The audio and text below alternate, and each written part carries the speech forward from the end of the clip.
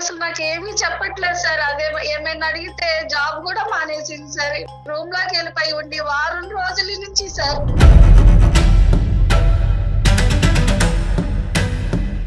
పెళ్లి విషయమే సార్, పెళ్లి ఒకటే సార్. మాకు చుట్టాలు పక్కాలు కూడా ఎవరు లేరు సార్. మాకు మంచి చెడు చెప్పే వాళ్ళు కూడా ఎవరు లేరు సార్.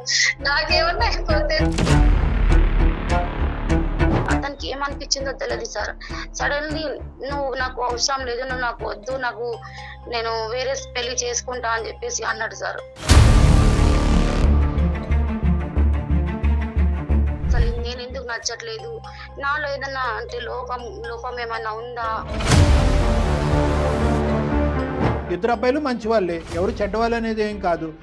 కానీ సగం దూరం ప్రయాణం చేసిన తర్వాత నిన్ను ఈ విధంగా చేసి వెళ్ళిపోవటం అనేది, ఈ అబ్బాయిల మీద నాకు నమ్మకమే లేదు. నాకు అసలు ఎవరొద్దు, ఎవరి ముఖం చూడను అని చెప్పేసి నేను లోపలికి వచ్చేసి నేను బాధపడుతున్నాను మేడం. పెళ్లి వద్దు సార్, నాకు పెళ్లి చేసుకోవాలని అస్సలు లేదు. మా మమ్మీనేమో పెళ్లి చేసుకో అని చెప్పి నన్ను బాగా మెంటల్ టార్చర్ చేస్తుంది. మా మమ్మీకి అసలు అర్థం కావట్లేదు. ఇక్కడ సైలెంట్గా ఒక నరకాన్ని అనుభవించినటువంటి వ్యక్తి ఎవరన్నా ఉంది అంటే కనుక అది మీ అమ్మాయి అమ్మ.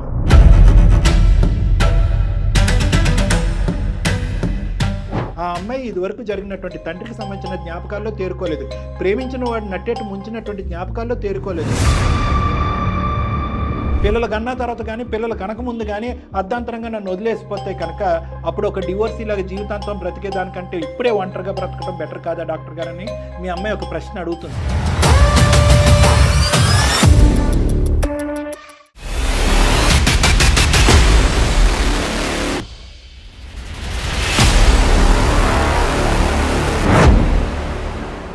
అందం, ఆరోగ్యం, ఆత్మవిశ్వాసం అనూస్తో సాధ్యం. ట్రాన్స్ఫర్మేషన్ సర్వీసెస్ పైన flat 50% discount. Anoos since 1982. Anoos skin and hair clinic సమర్పించు అందమైన జీవితం కార్యక్రమానికి స్వాగతం.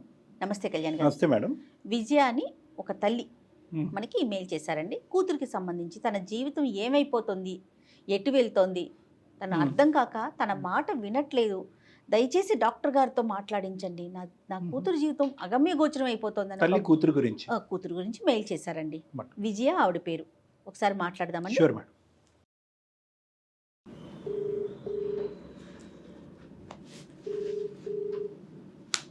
హలో, నమస్తే అండి. విజయ్ గారా మాట్లాడేది?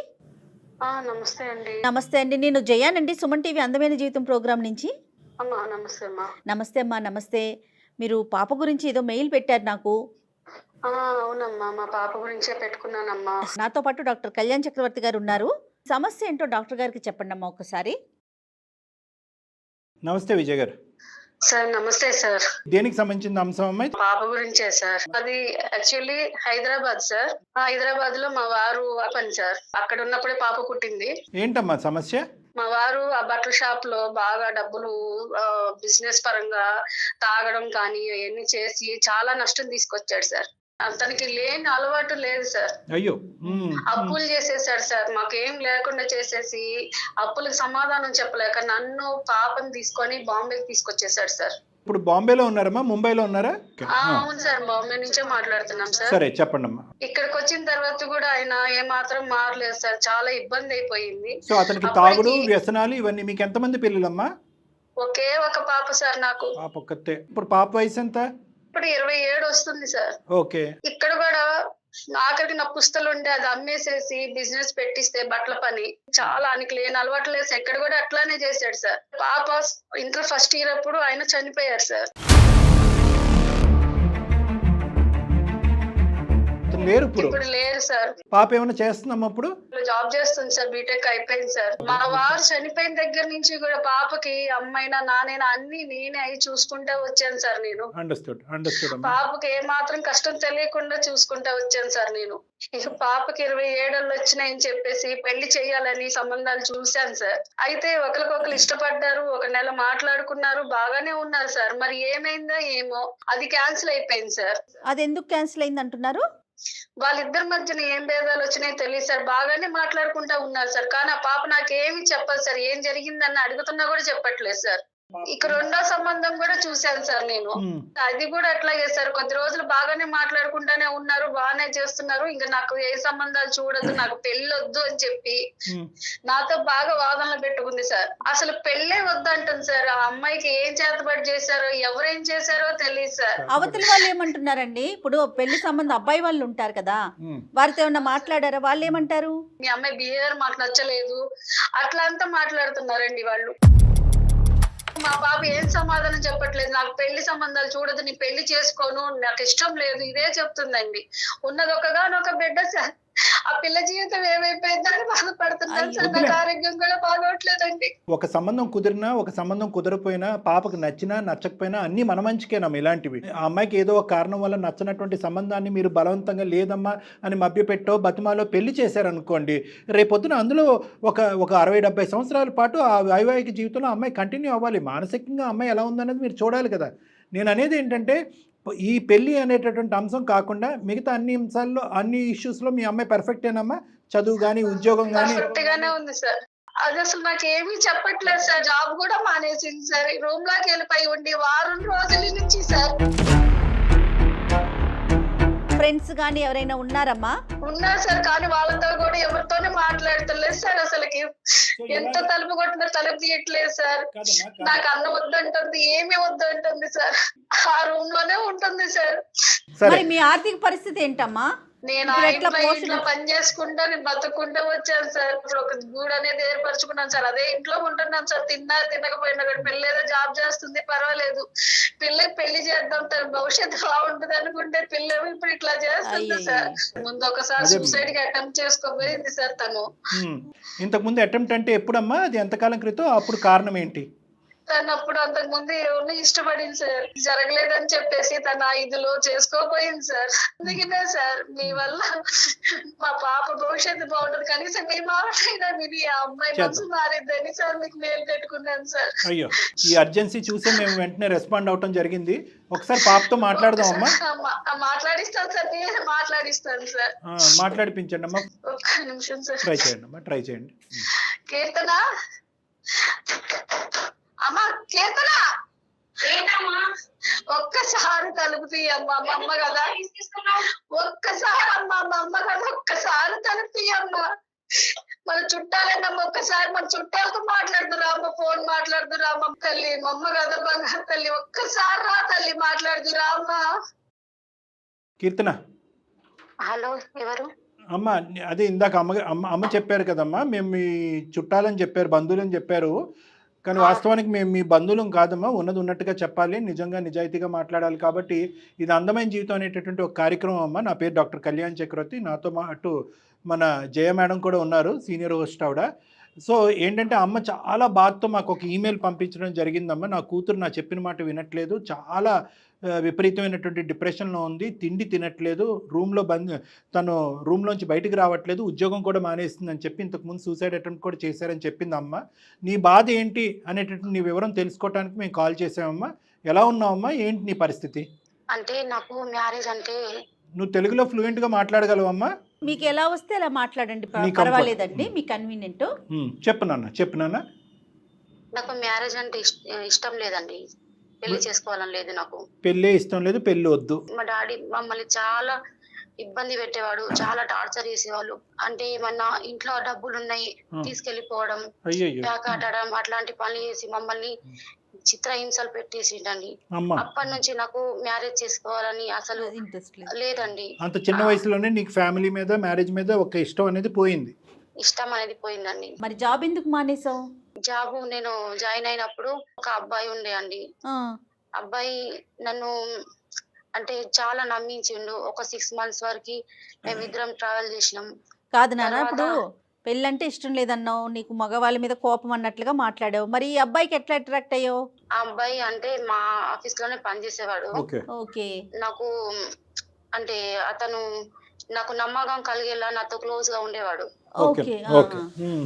కారణం ఏంటమ్మా మీరిద్దరు విడిపోవటానికి? అతనికి ఏమనిపించిందో తెలియదు సార్.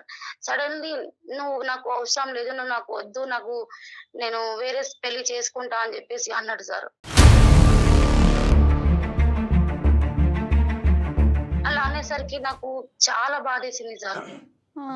ఇక అప్పటికి అనుకున్నా ఏ అబ్బాయి అయినా ఇంతేనా అని అనుకున్నా సార్. అమ్మా అందుక ఉద్యోగం మానేసింది మీరు?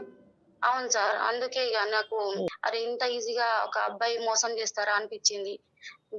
దానివల్ల నేను సూసైడ్ అటెంప్ట్ కూడా చేసుకోపోయినా సార్. అయ్యో, అమ్మ ఒక్కతే ఉంది కదా, నువ్వు అట్లా చెయ్యొచ్చా? అది ఏదో మెంటల్ గా అట్లా వెళ్ళిపోయినా మేడం నేను.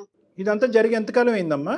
1 ఇయర్ అయిపోతుంది సార్. 1 ఇయర్ అయింది కదమ్మా. అయినా కానీ ఒకటి 2 సంబంధాలు చూసేవంట కదా, మరి మ్యారేజ్ వద్దనే దాని సంబంధాలు అలాగే ఎందుకు మా మమ్మీ ఏడవడం చేయడం, నువ్వు పెళ్లి చేసుకుంటే బాగుంటది, అదే అందులోంచి బయటపడటానికి పెళ్లి చేసుకున్నా. చెప్పమ్మా చెప్పు. నేనున్న రోజులు నీ జీవితం బాగా చేయాలని చెప్పేసి మా మమ్మీ చాలా ఏడ్చింది సార్. మమ్మీ ఏడ్చింది, బాధపడింది. దానివల్ల ఆ ఒత్తిడితో నువ్వు ఒక అబ్బాయితో మాట్లాడావు. కానీ కొన్ని రోజులు మాట్లాడిన తర్వాత ఓకే అని అనుకునే పరిస్థితి వచ్చింది కదా ఒక సంబంధంలో. అప్పుడు ఎందుకు ఆ సంబంధాన్ని నో చెప్పారు మీరు? 1 మంత్ దాకా మంచిగానే మాట్లాడుకున్నాం. అబ్బాయి కూడా మంచిగానే ఉన్నాడు. నేనేమి అనలేదు. బట్ ఏ విషయంలోనో తనకి నేను నచ్చలేను. నచ్చకపోయేసరికి 1 మంత్ మాట్లాడిన అబ్బాయి సడన్లీ నువ్వు అంతే వద్దు, నేను వేరే సంబంధం చూసుకుంటా అని చెప్పేసి అన్నాడు సార్. అసలు నేను ఎందుకు నచ్చట్లేదు, నాలో ఏదన్నా అంటే లోపం ఏమన్నా ఉందా, బాగా డిప్రెషన్ లోకి వెళ్ళిపోయినా సార్. ఇక లోపం ఉందని లోపం ఉండకూడదు, లోపం ఉందన్నట్టుగా మేము కూడా నమ్మట్లేదమ్మా యాజ్ ఏ డాక్టర్. నేనేమంటున్నానంటే ఒక అబ్బాయి రిలేషన్షిప్ అని చెప్పి మీ ఆఫీస్లో తెలిసినటువంటి అబ్బాయి నీతో పాటు 6 నెలల పాటు జర్నీ చేసి పెద్దల వరకు వెళ్ళారు అంటే కనుక ఏ లోపం లేకపోతే అక్కడ వరకు వెళ్ళారని తర్వాత. సో ఇక్కడ నీ లోపం అంటూ నేనేం అనుకోవట్లేదమ్మా. మరి ఇంకా పైపెచ్చి ఏం జరిగి ఉండొచ్చు అనేది ఒక ఆలోచన. 2 అబ్బాయిలు మంచి వాళ్ళే, ఎవరు చెడ్డవాళ్ళు అనేది ఏం కాదు. కానీ సగం దూరం ప్రయాణం చేసిన తర్వాత నిన్ను ఈ విధంగా చేసి వెళ్ళిపోవటం అనేది ప్లస్ గతం కూడా ఎవరికి తెలియదని చెప్తుంది. వేరే సంబంధం కూడా చూసింది సార్. ఎంగేజ్మెంట్ అయింది. అయిన తర్వాత ఒక 10 days అట్లా అబ్బాయి మాట్లాడిన తర్వాత నేను చెప్పాను, ఇట్లా ఫస్ట్ అబ్బాయి ఇట్లా మోసం చేసిరు, సెకండ్ అబ్బాయి కూడా ఇట్లా వదిలేసిరు, మీరు మాత్రం ఎట్లా చేయరు కదా అని చెప్పేసి నేను చెప్పాను. ఎందుకంటే నేను ఇప్పటికే చాలా బాధపడుతున్నాను అని చెప్పాను. తను కూడా వద్దని వెళ్ళిపోయాడు. ఎలా అంటే నేను చాలా బాధపడ్డా మేడం, చాలా బాధపడ్డాను. పెళ్లి వద్దు ఏమద్దు, పెళ్లికి ముందే ఇట్లా వదిలేస్తున్నారు, పెళ్లి అయిన తర్వాత ఇంకెలా ఉంటదో. ఎందుకంటే నేను మా మమ్మీకి జరిగింది చూశాను కదా సార్. అందుకే అప్పటి నుంచి నాకు బాగా ఇట్లా అంటే డిప్రెషన్ లోకి వెళ్ళిపోయినాయి. ఈ పెళ్లి వద్దు, ఈ అబ్బాయిల మీద నాకు నమ్మకమే లేదు, నాకు అసలు ఎవ్వరు వద్దు, ఎవరి ముఖం చూడను అని చెప్పేసి నేను లోపలికి వచ్చేసి నేను బాధపడుతున్నాను మేడం. పెళ్లి వద్దు సార్, నాకు పెళ్లి చేసుకోవాలని అస్సలు లేదు. మా మమ్మీనేమో పెళ్లి చేసుకో అని చెప్పి నన్ను బాగా మెంటల్ టార్చర్ చేస్తుంది. మా మమ్మీకి అసలు అర్థం కావట్లేదు. నాకు బాధగానే ఉందమ్మా. అంటే ఏంటంటే పెళ్లి అనేటటువంటి టాపిక్తో ఉద్యోగం పోయింది, నువ్వు మానసికంగా ఏంటంటే కంప్లీట్గా ఒక డిప్రెషన్లోకి వెళ్ళిపోయి, ఒక రూమ్లోకి వెళ్ళిపోయి, ఇప్పటి వరకు లేనటువంటి తల్లి కూతుర్ల మధ్యన ఉండే భేదాభిప్రాయాలు అన్నీ, అమ్మకు నువ్వు, నీకు అమ్మ, అంటే ఒక పెళ్లి గురించి నిజంగా ఈ విధంగా ముందుకెళ్ళాలా అనేది నాకు అర్థం కావట్లేదు నిజంగానే. అంటే అమ్మ ఒకటి కొన్ని సంఘటనల నిమిత్తం పెళ్ళి అనేటటువంటిది ఇది కాదు. ఇంకొక 2 అబ్బాయిలు ఒక 2 సంబంధాలు వచ్చి ఆ 2 సంబంధాలతో నువ్వు మాట్లాడి వాళ్ళు అకారణంగా దూరం అయిపోయినా కూడా పెళ్ళి అనేటటువంటి బంధం వద్దు, పెళ్లి చేసుకుంటే కనుక మగవాళ్ళందరూ ఇలాగే ఉంటారు, అర్ధాంతరంగా జీవితంలో మధ్యలో నట్టేటు ముంచేసి వెళ్ళిపోతారు, మా నాన్నలాగే ప్రవర్తిస్తారు, మా నాన్నలాగే అలవాట్లు ఉంటాయి అనే కాన్సెప్ట్ అనేటటువంటిది నీకున్న చిన్న ప్రపంచంలో చాలా పెద్ద కాన్సెప్ట్ అమ్మ. నువ్వు అంత దూరం ఆలోచించవలసినటువంటి అవసరం లేదు. కానీ ఇక్కడున్న పరిస్థితుల్లో వాస్తవానికి నీకంటే నేను అమ్మకి కౌన్సిలింగ్ ఇవ్వాలి అని అనుకుంటున్నాను. మమ్మీకి నీ మనసులో ఏ బాధ ఉందనేది అమ్మకు అర్థమయ్యేటటువంటి విధంగా అమ్మకి చెప్పాలి. ఎందుకంటే అమ్మ ఒక్కటే నాన్న యొక్క బాధను అనుభవించలేదు, నువ్వు కూడా అనుభవించావు. దానివల్ల నీకు మ్యారేజ్ మీద ఎటువంటి ఒక దురాభిప్రాయం మేడం, ఒక దురాభిప్రాయం పడింది. మగవాళ్ళ మీద ఎటువంటి దురాభిప్రాయం పడింది. అక్కడ నాన్నని చూసావు, ఇక్కడ 3 మగాళ్ళని చూసావు.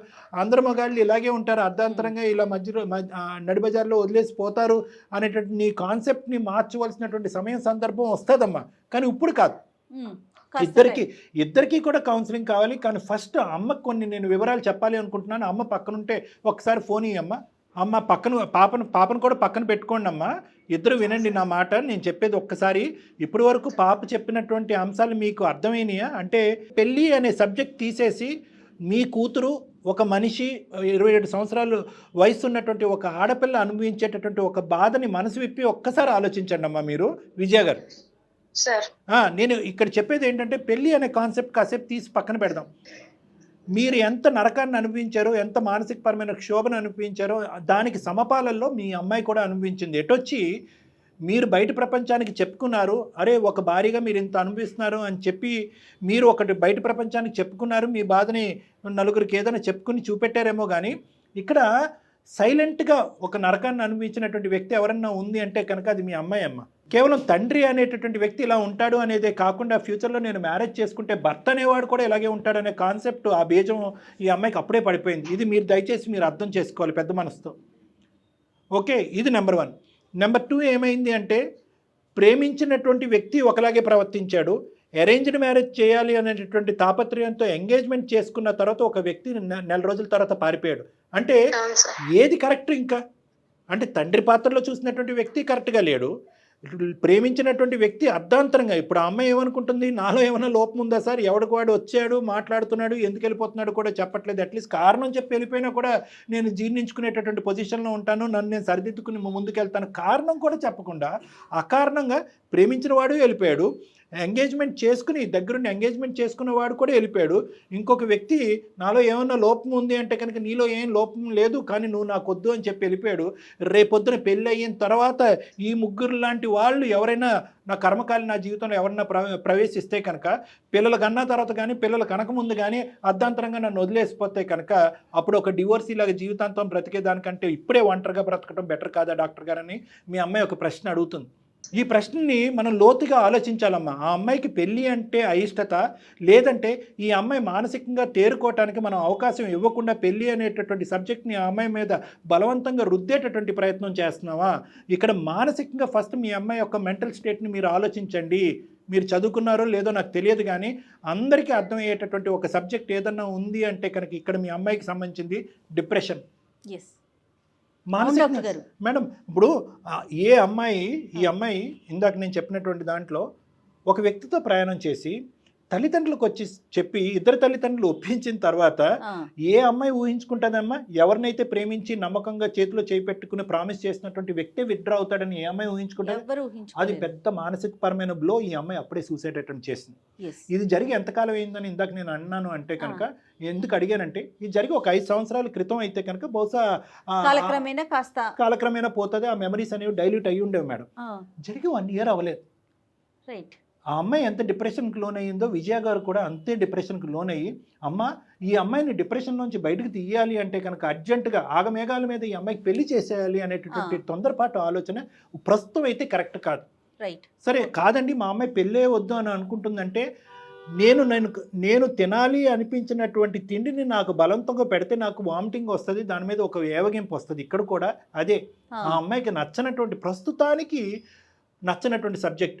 నాకేమైనా అయిపోయి నేను కాలం చేస్తే నా బిడ్డ ఎందుకు అలా అనుకుంటారమ్మా? ఎందుకు అంత నెగిటివ్గా ఆలోచిస్తారు? నేను ఒకటే సబ్జెక్ట్ అంటున్నానమ్మా, పెళ్ళి అనేటటువంటి సబ్జెక్టు ప్రస్తావన ఈరోజు మీ అమ్మాయికి నచ్చకపోయినా కూడా దాని వెనకాతల మూల కారణం ఏంటంటే మానసిక పరిస్థితి బలంగా లేకపోవటం అనేది. ఆ అమ్మాయి ఇదివరకు జరిగినటువంటి తండ్రికి సంబంధించిన జ్ఞాపకాల్లో తేరుకోలేదు, ప్రేమించిన వాడు నట్టేట్టు ముంచినటువంటి జ్ఞాపకాల్లో తేరుకోలేదు. ఎంత మానసిక పరమైన క్షోభం అది. ఫస్ట్ నేనేమంటానంటే ఈ అమ్మాయినే కాదమ్మా, చాలామంది ఈ మధ్యకాలంలో తల్లిదండ్రులు నా దగ్గర తీసుకొస్తున్నారు మేడం. 27, 28, 30, 31, 32 ఆడపిల్లల్ని అబ్బాయిని కూడా తీసుకొచ్చి మా ఎదురుగుంట కూర్చోపెడుతున్నారు. ఏమని కూర్చోపెడుతున్నారు? సార్ ఈ అమ్మాయి కానీ ఈ అబ్బాయి కానీ పెళ్ళే వద్దంటున్నారండి. ఎందుకు వద్దంటున్నారు మాకు అర్థం కావట్లేదు. వీళ్ళు బ్యాక్గ్రౌండ్లో ఏదన్నా మాకు తెలియనటువంటి స్టోరీ నడిపిస్తున్నారేమో, అది మీరు కనుక్కోండి డాక్టర్ గారు. కి సంబంధించినటువంటి అంశాల్లో కూడా వీళ్ళకి ఏమైనా లోపాలు ఉన్నాయేమో, ఇవి మాకు తెలియకుండా. అంటే మీ తల్లిదండ్రులుగా ఒక్కసారి కూర్చుని పెళ్ళి అనేటటువంటి సబ్జెక్టుకి మానసిక పరమైనటువంటి పరిస్థితికి మానసిక పరమైనటువంటి రెడీనెస్ అంటూ ఉంటాం, మెంటల్ రెడీనెస్ అంటాం. ఎందుకంటే మీ తర్వాత అతి పెద్ద వ్యక్తి ఎవరన్నా ఉన్నారంటే బహుశా మీతో చేసినటువంటి ప్రయాణం కంటే ఒక బయట ఉండేటటువంటి ఒక వ్యక్తితో జీవితాంతం ప్రయాణం చేయాలి అనే కాన్సెప్ట్ గురించి ఈ రోజుల్లో అబ్బాయిలు అమ్మాయిలు చాలా లోతుగా ఆలోచిస్తున్నారు అనేది తల్లిదండ్రులు అందరూ ఆలోచించారు. ఏదో ఈ వయసు వస్తే కనుక ఒక తంతు అయిపోతుంది కాబట్టి అనుకోవటం కంటే వాళ్ళకి కూడా దానికి సంబంధించినటువంటి నిర్ణయం తీసుకునే దాంట్లో ఒక అవకాశం, ఒక ఆలోచన, ఒక ఆపర్చునిటీ ఇవ్వండి. దానికి మెంటల్ ప్రిపేర్డ్నెస్ అంటూ ఉంటారు. ఇప్పుడు ఇక్కడ పెద్ద సబ్జెక్ట్ ఏంటంటే పెళ్లి మీద మీ అమ్మాయికి అయిష్టత ఏం కాదమ్మా. ప్రతి టర్నింగ్లోని ఆ అమ్మాయికి ఒక నెగిటివిటీ వచ్చింది కాబట్టి దానికి ఒక ఏవగింపు వచ్చేసింది. 2 సబ్జెక్టుల మీద ఏవగింపు వచ్చింది. ఒకటి పెళ్ళి, రెండోది మగవాళ్ళ మీద. ఇప్పుడు మీరు బలవంతంగా ఇదే పీరియడ్లో ఇంకోటి తీసుకొచ్చేసి ఒక్కొక్క దాని మీద ఒక ఫెయిలియర్ మీద ఒక ఫెయిలియర్ ఇలా రిపీటెడ్ చూశారనుకోండి, అదిగోండి 3 కాదు 5 కాదు 10 మంది అబ్బాయిలు అందరూ ఇలాగే ప్రవర్తించారని చెప్పి ఇంకా ఏవగింపుకి వచ్చేసి ఇంకా అమ్మాయి దండం పెట్టేసి విత్డ్రా అయిపోతుంది. సో మీరు ఇక్కడ అర్థం చేసుకోవాల్సింది ఏంటంటే మీకు నేను ఇచ్చేటటువంటి కౌన్సిలింగ్ ఏంటంటే దయచేసి పాజ్, కాసేపు ఆగండి, ఆలోచించండి, తొందరపడద్దు, ఆధారపడద్దు, కంగారు పడద్దు. పెళ్ళి అనేటటువంటిది సబ్జెక్ట్ ఇమీడియట్గా నెక్స్ట్ 6 మంత్స్లో ఏదో ఒకటి తీసుకొచ్చి చేసేటంటే కనుక అది పెళ్ళి ఒకటే కాదు, పెళ్ళితో పాటు ఒక కంటిన్యూడ్ రిలేషన్షిప్, ఒక జీవితాన్ని కూడా నిలబెట్టవలసిన బాధ్యత మీద ఉంటుంది. ఇదే డిప్రెషన్, ఇదే యాంగ్జైటీతో చాలామంది బలవంతంగా పెళ్లి చేసినటువంటి ఆడపిల్లలు, అబ్బాయిలు 6 నెలలు నిండపుందే గుడ్ బై చెప్పి విత్డ్రా అయిపోయారు. ఎందుకు అంటే కనుక పెళ్లి తర్వాత చాలా ఉంటాయి, భార్యాభర్తల సంబంధం ఉంటుంది, ఈ అమ్మాయి వెళ్ళి ఆ కుటుంబంలో కలవలసినటువంటి అవసరం ఉంటుంది, అక్కడ ఛాలెంజెస్ ఫేస్ చేయవలసినటువంటి అవసరం ఉంటుంది. ఇప్పుడున్నటువంటి మీ కీర్తన యొక్క మానసిక పరిస్థితిలో అస్సలు ఆ జర్నీ చేయగలదనే నమ్మకం నాకైతే లేదమ్మా, ప్రస్తుతానికైతే లేదు. ఫస్ట్ మీరేంటంటే ఆ అమ్మాయి మనసులో ఉన్న భావాన్ని పక్కన కూర్చొని అర్థం చేసుకోండి. మీరు ఉదయం లేచిన దగ్గర నుంచి సాయంత్రం వరకు పెళ్ళి సంబంధం, ఆ అమ్మాయి పరిస్థితి ఏంటి, ఆ అమ్మాయి ఏం చెప్పాలి అని అనుకుంటుంది, ఆ అమ్మాయి బాధ ఏంటి, ఒక తల్లిగా మీరు ఆ అమ్మాయి గోడు వినండి. ఆ అమ్మాయి బాధ ఏంటన్నది కడుపు విప్పి చెప్పేటటువంటి ఆ బాధను మీరు వినండి. తాత్కాలికంగా పెళ్ళి అనే సబ్జెక్ట్ తీసి పక్కన పెట్టేసేయండి. ఈరోజు మీరు పెళ్ళి అంటే అమ్మాయికి అది ఒక పెద్ద బూతులా అనిపిస్తుంది. కాబట్టి కొంతకాలం మీరు ఏం చేస్తారు అంటే ఒక తల్లి కూతురులాగా ఈ పెళ్ళి అనే ప్రస్తావన రాకముందు, ఆ తండ్రి చనిపోయిన తర్వాత మీరు ఎలా అయితే బలంగా ఒకరికొకరు తోడుగా ఉన్నారో ఫస్ట్ ఆ సబ్జెక్ట్ గురించి మాట్లాడుకోండి. ఒక తల్లి కూతుర్ల మధ్యన ఉండేటటువంటి సహసిద్ధమైనటువంటి డిస్కషన్స్, మీకు ఉండేటటువంటి సాధక బాధకాలు, మీకున్న ఆరోగ్య పరిస్థితులు, ఆ అమ్మాయికి ఉండే ఉద్యోగ అవకాశాలు, ఇలాంటి సబ్జెక్ట్ గురించి మాట్లాడుకోండి. ఆ అమ్మాయిని కాస్త మానసికంగా తేరుకునేటటువంటి అవకాశాన్ని ఇవ్వండి. ఆ అమ్మాయికి అర్జెంటుగా కౌన్సిలింగ్ కానీ ట్రీట్మెంట్ కానీ కావాలి. దానికి సంబంధించినటువంటి తోడ్పాటు నా దగ్గర తీసుకున్నా సరే అమ్మా, లేదు మీరు ముంబైలో ఉండాను అంటే కనుక అక్కడ నాకు కొన్ని కాంటాక్ట్స్ ఉన్నాయి, ఆ కాంటాక్ట్స్ అన్నా నేను మీకు పంపించడం జరుగుతుంది. ఆ అమ్మాయిని కౌన్సిలింగ్కి తీసుకెళ్ళండి, ఆ డిప్రెషన్ పరమైన కౌన్సిలింగ్ తీసుకెళ్ళండి ఇమీడియట్గా. ఎందుకంటే మళ్ళీ మనం అనుకోవటానికి లేదమ్మా, ఒక్కసారి సూసైడ్ అటెంప్ట్ చేసినటువంటి వాళ్ళు మనం ఎంత కౌన్సిలింగ్ చేసినా కూడా ఇంకొక తప్పుడు ఆలోచనతో మళ్ళీ ఆ డైరెక్షన్లో వెళ్ళటానికి చాలా అవకాశాలు ఉంటాయి.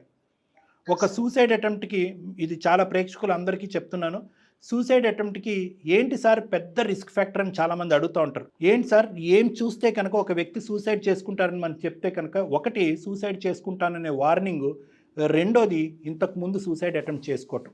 ఈ 2 చాలా పెద్ద రిస్క్ ఫ్యాక్టర్స్. మనం అనుకుంటాం ఒకసారి సూసైడ్ అటెంప్ట్ చేసుకున్నారు, వీళ్ళకి బుద్ధి వచ్చింది, మనం బాగా చెప్పాము, ఇది చేసాం, బాధపడ్డాం, అమ్మ నీ మీద ఒట్టు, నాన్న మీద ఒట్టు, నేను ఇంకెప్పుడు చేయను సూసైడ్ అటెంప్ట్ అని అనుకుంటాం. కానీ ఒక్కసారి వాళ్ళు ఆ బాధలో తేరుకోవటానికి అదొక మార్గంగా ఎంచుకున్నప్పుడు నెక్స్ట్ టైం మళ్ళీ ఆ బాధ వచ్చినప్పుడు అదే మార్గం ఆ సబ్కాన్షియస్ మైండ్ వాళ్ళకి గుర్తు చేస్తూ ఉంటుంది.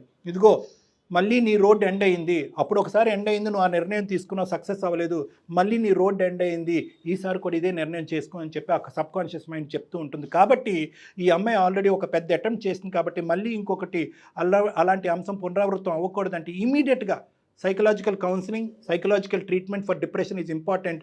పెళ్ళి అనేటటువంటి సబ్జెక్టు ప్రైమరీ కాదు, అది నెక్స్ట్ ఇయర్ కానీ ఎప్పుడైనా మనం తర్వాత మాట్లాడదాం. ఆ అమ్మాయి ఖచ్చితంగా పెళ్ళికి ఒప్పుకుంటుంది, పెళ్ళి చేసుకుంటాను నిర్ణయించుకుంటుంది.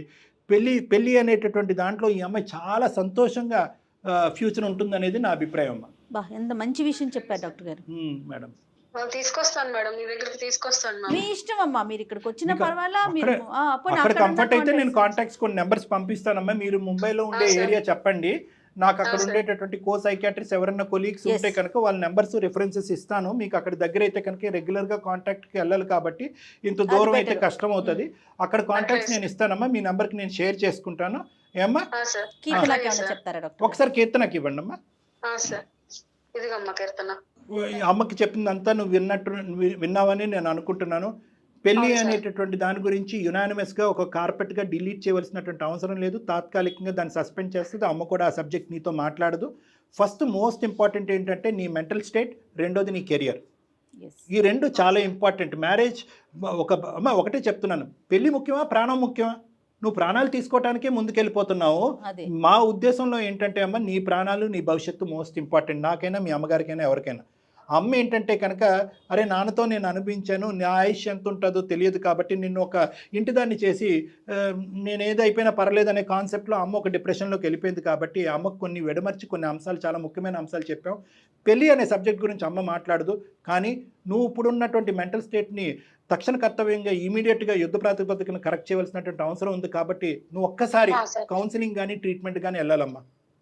సరే సార్. ఓకే, నేనైనా రెడీయే, లేదంటే అక్కడ లోకల్గా ఉండే కొన్ని రెఫరెన్సెస్ ఇస్తాను మీకు. ఆల్మోస్ట్ అక్కడ ముంబైలో దగ్గర మీరు 15-17 సంవత్సరాలు బట్టి ఉన్నారు కాబట్టి మీకు ఆ నేటివ్ వాతావరణం కానీ ఆ లాంగ్వేజ్ అలవాటు అయి ఉంటుంది కాబట్టి అక్కడ లోకల్ రెఫరెన్సెస్ నేను ఇస్తాను. అక్కడికి వెళ్ళి కౌన్సిలింగ్ తీసుకుని ఇమీడియట్గా పోగొట్టుకున్నటువంటి ఉద్యోగం మళ్ళీ సంపాదించుకోవటం కానీ ఇంకో చోటకి వెళ్ళి ఈ విధంగా ప్రయత్నం చేయవలసిందిగా నా విజ్ఞప్తి అమ్మా. తిను శుభ్రంగా, వాటర్ తీసుకో, ఫుడ్ తిను, అమ్మతో పాటే ఉండు. సూసైడ్ కదా ముందు ఆవిడకి సపోర్ట్ చేసుకో, మరి ఇద్దరు ఒకరికొకరు సపోర్ట్. సూసైడ్ అనేటటువంటి ఆలోచన నీ జీవిత కాలంలో ఎప్పుడూ రాకూడదమ్మా, please. That is my request. Okay తల్లి. Okay sir. రైట్ అమ్మా. Thank you sir. రైట్ అమ్మా. నమస్తే అమ్మా. చాలా థ్యాంక్ యూ. నమస్తే అమ్మా. నమస్తే సార్. ఎంత చక్కని విషయం చెప్పారంటే డాక్టర్ గారు. ఎందుకంటే సూసైడ్ టెండెన్సీ వచ్చిన తర్వాత ఒకసారి అటెంప్ట్ చేయగానే సహజంగా అట్లాగే అనుకుంటామండి, అమ్మయ్య అయిపోయింది, ఇంక వీళ్ళు మనం బయటకు తీసుకొచ్చేస్తామని, మళ్ళీ వెళ్తారనే థాట్ ఉండదు. బట్ మీరు మెడికల్ ఫీల్డ్ కాబట్టి చాలా క్లియర్గా చెప్పారండి. వీళ్ళకి మనం సరైన రిఫరెన్స్ విజయ్ గారికి కూడా ఒక మెసేజ్ మేడం. నేను చెప్పేది ఏంటంటే, ఏదన్నా ఇదే కాదు, పెళ్ళే కాదు, ఏదన్నా ఒక పర్టికులర్ ఏరియా, చదువు కానీ, కెరియర్ కానీ, ఇంటర్వ్యూస్ కానీ, ఇంకోటి ఏదైనా సిచ్యువేషన్ ఉంటే కనుక పెద్దవాళ్ళు పిల్లలతో మాట్లాడేటప్పుడు, అంటే పెద్దవాళ్ళు అంటే ఒక వయసు వచ్చిన తర్వాత ఒక సబ్జెక్ట్ మీద క్లారిటీ రాకుండా ఉంటే కనుక, ఒక నెగోసియేషన్ జరగకుండా మీ మాట వాళ్ళు వినట్లేదు, వాళ్ళ మాట మీరు వినట్లేదు అనే పొజిషన్ ఉన్నప్పుడు దానికి ఏదో మంత్రం తంత్రం అక్కర్లేదండి, ఒక పాజ్ కావాలి. రైట్, ఒక పాజ్ కావాలి. సస్పెండ్ చేయండి ఆ సబ్జెక్టు, దయచేసి సస్పెండ్ చేయండి. అవతల వ్యక్తికి విరక్తి వచ్చి, ఒక ద్వేషం వచ్చేసి, కమ్యూనికేషనే కట్ అయిపోయేంత పరిస్థితికి వచ్చేంత పరిస్థితి వరకు ఏ ఇష్యూని డ్రాగ్ చేయకండి. ఒక పాజ్ తీసుకోండి, ఇంట్రోస్పెక్ట్ చేసుకోండి, మనం వెళ్ళే అప్రోచ్ కరెక్టా కాదా అని చెప్పి ఎవరికి వాళ్ళు ఆలోచించుకోండి. అవతల వాళ్ళ యొక్క బాధ ఏంటన్నది ఆలోచించండి. ఆ సబ్జెక్ట్ కాకుండా, ఇందాక నేను విజయ గారికి చెప్పాను కదా, ఆ సబ్జెక్ట్ కాకుండా మిగతా సబ్జెక్ట్స్ మాట్లాడుకోవడానికి కొంతకాలం టైం ఇవ్వండి. తర్వాత ఆటోమేటిక్గా ఒక ఆపర్చునిటీ వస్తుంది, కోపాలు భావోద్రేకాలు చల్లబడతాయి, ఆటోమేటిక్గా ఆ సబ్జెక్ట్ మళ్ళీ మాట్లాడుకోవడానికి ఒక అవకాశం ఉంటుంది. రైట్, మా మాటే నెగ్గాలనే పంతం ఉండకూడదు. వర్కౌట్ అవుతుంది. రైట్ అండి. నమస్తే డాక్టర్. అందం, ఆరోగ్యం, ఆత్మవిశ్వాసం అనూస్తో సాధ్యం. ట్రాన్స్ఫర్మేషన్ సర్వీసెస్ పైన ఫ్లాట్ 50% డిస్కౌంట్. అనూస్ సిన్స్ 1982.